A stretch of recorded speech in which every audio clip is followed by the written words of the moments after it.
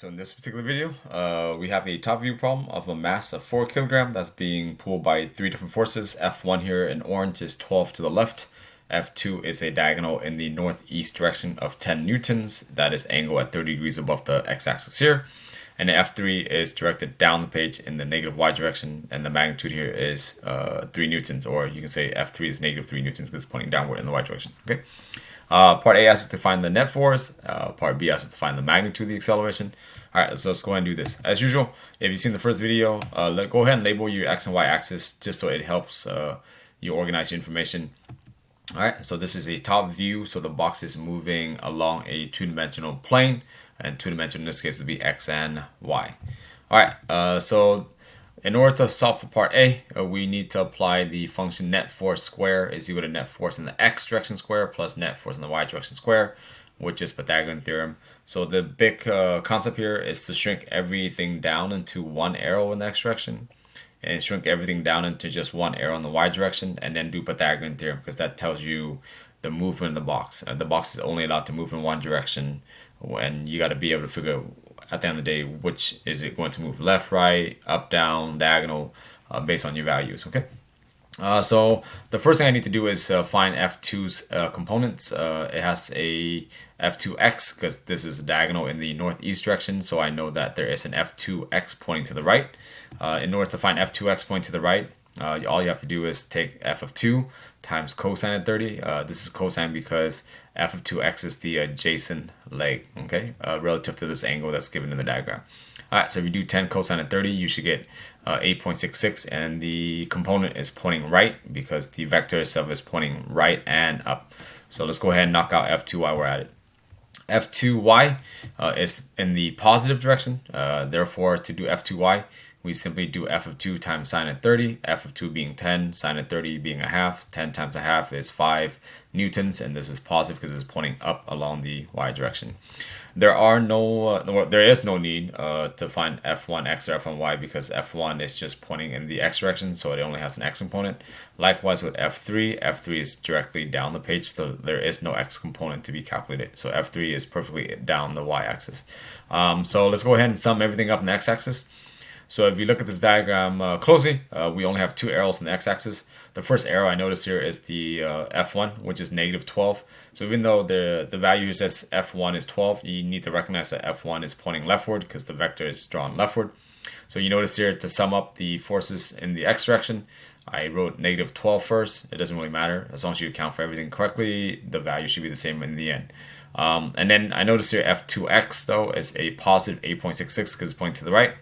So here, 8.66 is kept as positive, negative 12 plus 8.66 is negative 3.34. So I know right away the box is going to go left. The question is, will it go up or down, or is it just going to go left? So in order to do so, we need to figure out our net force in the y direction. So let's look at our arrows in the y direction. The first arrow I see here is f of 3, and that is a negative 3 because it's pointing down. So even though once again, even though it's just labeled as 3 Newton, it's important that you label things with directions once you start doing the calculations, okay? So F3 here is negative 3, and then F2y is pointing upwards, so that's going to be a positive 5. So I wrote here positive 5 first. It's up to you. You can write negative 3 first. It doesn't really matter. 5 plus negative 3, or at this point, you can do 5 minus 3. So it depends on whether you want to use the sum sign or the addition sign, and then introduce this negative sign later, or I can just do 5 minus 3. 5 minus 3 because the 3 is in the opposite direction. Okay, and once again, it doesn't really matter how you write the statement. You should get a positive value of 2 newtons. All right. Now that you have these two values, it's important to draw a right triangle out. So the net force in the x direction is negative 3.34. So you notice here in the on the screen here, I have an arrow that's pointing leftward. It's pointing leftward because once I add up all the arrows in the x direction, it gives me a net value of negative 3.34, which would suggest that it's pointing left because it's negative. And then if you look at the net in the y direction, well, the net is a positive 2 because 5 up and then 3 down, which results in 2 up. So therefore, this arrow here that's coming up on the screen, that is 2 up, okay? So the box is going to go left and up based on our values that we calculated. So once you find net force in the x direction, it tells you if it moves left or right. Once you find the net force in the y direction, it tells you whether it moves up or down. So at the same time this is happening, the box is going to go left and up. So therefore, let's go ahead and find the net force. So I know that it's going to go north, okay, but then it's going to go west because north would suggest going up and then west would suggest it's going left. So let's go ahead and calculate this net force here. So to find this particular hypotenuse, once again, we have to do Pythagorean theorem. So let's plug it in. Net force in the x direction is negative 3.44, and then I want to square that. And I like to use parentheses here so that your calculator knows to square the negative value, which makes it a positive answer. So you have to put in negative 3.34 in parentheses. Otherwise, you get a negative answer, okay? So you're multiplying the negative value twice, which will give you a positive answer. And then here, the net force in the y direction, as we calculated, is just 2, and that's 2 square because Pythagorean theorem involves squares. So negative 3.34 square will give you a positive 11.16. And then 2 square is going to be 4. Once again, it's important that you put this negative in parentheses. Otherwise, you're going to end up with a negative sign, and then you're going to end up getting a wrong summation. Okay, so use parentheses, use parentheses, use parentheses, use parentheses. All right, so if you add all the stuff up, you should get a value of 15.16. And then to solve for f, we got to square root both sides because this is f squared. So to get rid of the exponent, we got to square root both sides. And therefore, radicaling both sides will leave us with sigma f, which is equal to the square root of 15.16. And then the square root of 15.16 is 3.89 newtons. Okay, so this hypotenuse here is 3.89 newtons.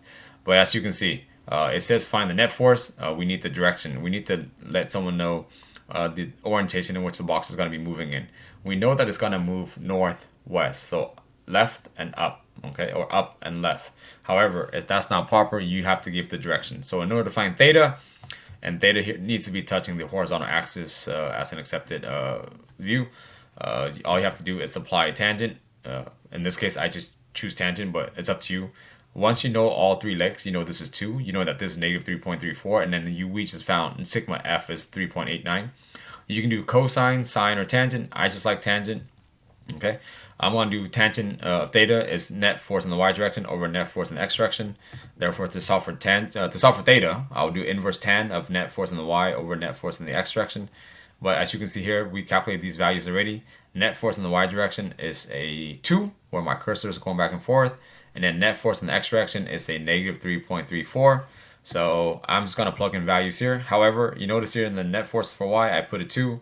Net force for the x direction, I put a 3.34. It's up to you if you want to put a negative value here, because technically it is a negative value. However, when you do the calculator work, you'll still get 30.9. And this is usually where kids sometimes struggle with interpreting. Well, whether you put negative 3.34 or 3.34, you'll still get 30.9 or negative 30.9. But I like to tell you to use common sense, right? The angle that you just found is right here where I'm circling back and forth in this right triangle. This is 30.9 degrees. Well, this is 30.9 degrees, northwest, right? So you have to be able to interpret the value that you get. Otherwise, you're going to pick the wrong answer, all right? So therefore, I'm just going to say that my final answer for part A is the net force is 3.89 newtons, 30.9 degrees above the negative x-axis. Why is it negative? Why is it above the negative? Because my cursor is going to go left and this angle is above it, and it's that easy. Okay, or you can say 30.9 degrees northwest, assuming you know your northwest southeast orientation. All right, other than that, that is the answer to part A. And part B asks us to find the magnitude of the acceleration. If you saw the first video, this is a rerun on that. To find A, all we have to do is divide both sides by m. So therefore, net force divided by m equals acceleration. Our net force in this case is 3.89, which we already calculated. So I just substitute that in. Net force 3.89, and the mass here is 4 kilograms. So if you punch out your calculator, you should get a value of 0.97 meters per second square. And because it asks for magnitude, I'm just going to be done with that. But if it doesn't ask for the magnitude, you would simply say 0.97 meters per second square, and it would be also 30.9 degrees above the negative x-axis, okay, because acceleration is a vector. But in this case, it says magnitude, so I am done with this one. 0.97 meters per second squared, that's my answer. All right, stay nerdy, don't be whack.